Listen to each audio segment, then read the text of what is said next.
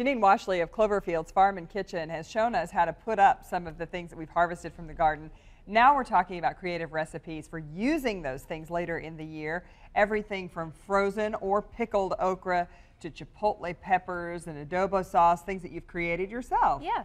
All right, so, where do we get started? Well, the okra that was frozen just a few minutes ago, it's fried now. And what you did is you went ahead and cut it up. Yes. Washed it, you put it in cornmeal.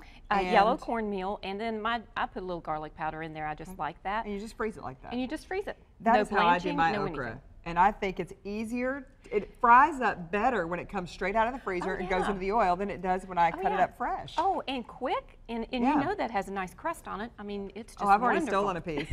Yes, I do know it has a nice crust on it. It's delicious. And so the okra is just going crazy right now. So I do like to make pickled okra. And the vinegar helps cut down on the slime factor, which is usually what makes the haters hate it. Right. So something that is really unique. I love utilizing my smoker. I do fancy myself a novice smoker, but I put these apples, these Fuji apples, in the smoker. So they are maple wood smoked apples, and then I stuff them with bread pudding, and then I bake them in the oven to set the bread pudding, and then I put a warm vanilla sauce over the top. It's really tasty.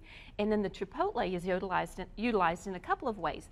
It's in this Mexican noodle casserole called a sopa seca, and it's a tomato chipotle sauce. It's basically Mexican spaghetti. Yeah, I was going to say, it looks like a baked spaghetti. Oh, it's delicious. Except it's got a little kick to it. Oh, a little bit. Okay, and you use the chipotles you put up earlier in these chicken wings as well. Yes, so now that the ball games are kicking in, these chipotle guava chicken wings would be delicious.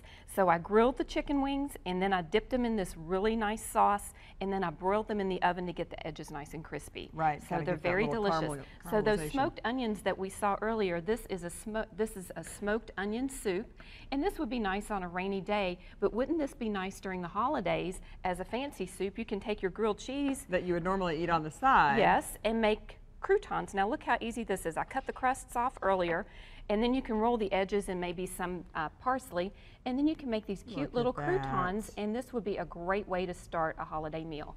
And then I've just got to tell you about this. Okay. All those green tomatoes that you've got in your garden that you're like, oh, I just What am I going to do with all this? Yes. How much more relish can I eat?